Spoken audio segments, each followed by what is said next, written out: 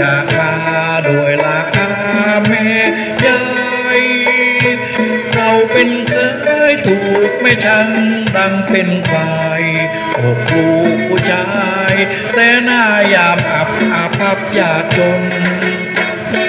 แม่ยายเราเช้าเมาเย็นเมาอกซ้ำยังไม่เคยจะทำบุญสักคน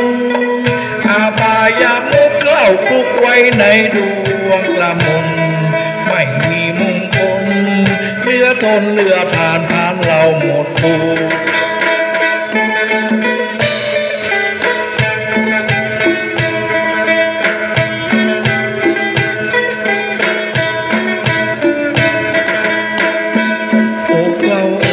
แสนอายแม่ยายประจาน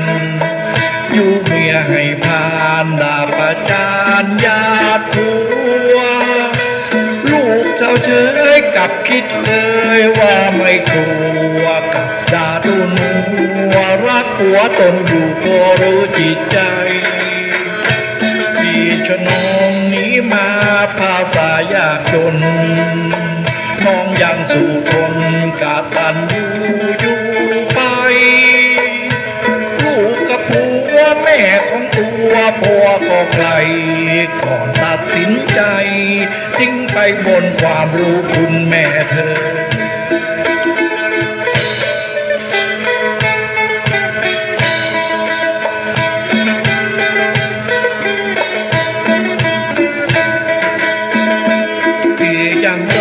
ควันใจไม่มีกลับกลายรักเมื่อไม่คลายมั่นใจหมายเสมอยังคงฝันอยู่ถึงวันฉันเคียงเธอ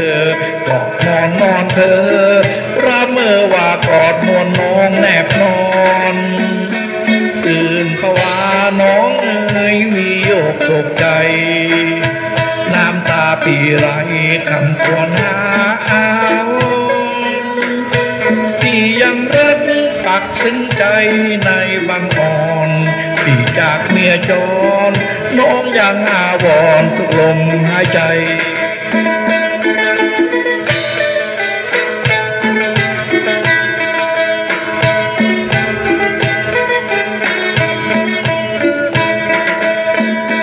แม่ยายเราสากลเคยจนไม่ดี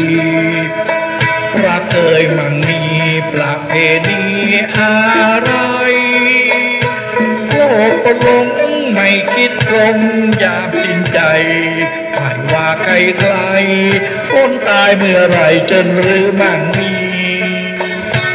ก่อนเป็นเคยคิดมีเมียแนบแอบกายคัดเลือกแม่ยายที่ใบไม้ภาษีเราเป็นเคยต้องหาแต่แม่ยายดีแม่ยายพวกนี้ขอลากันที่เคยจนจากลา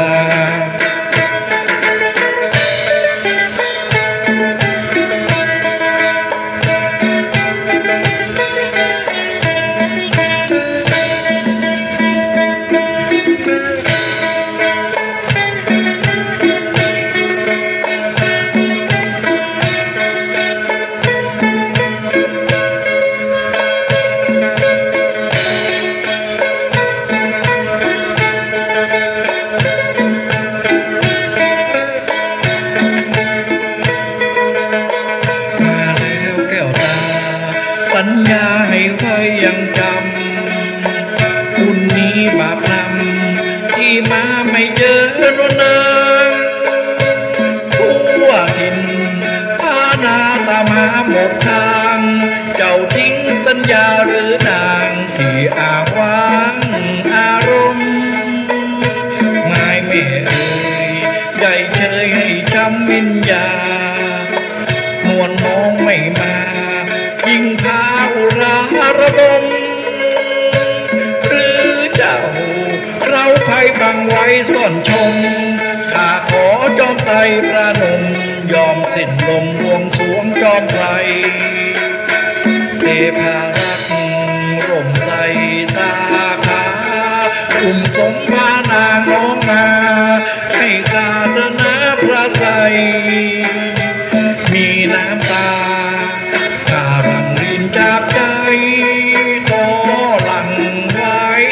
ล้างเท้าเทวดาขอหนุนตักนางจนสาขารุโนไทย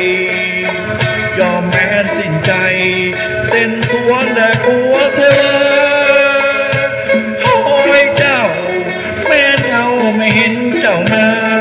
ที่นี้มีเพียงน้ำตา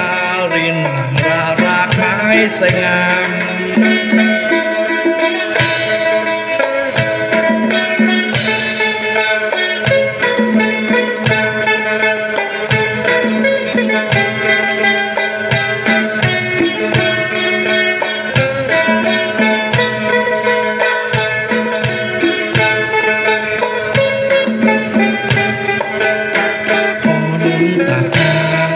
จนสาหารุโนไทยยอมแม้นสิ้นใจเส้นสวงและปวงเทวาโอ้ยเจ้าแม้นเงาไม่เห็นเจ้ามาที่นี้มีเพียงน้ำตารินหลั่งรารากไม้ใสงาม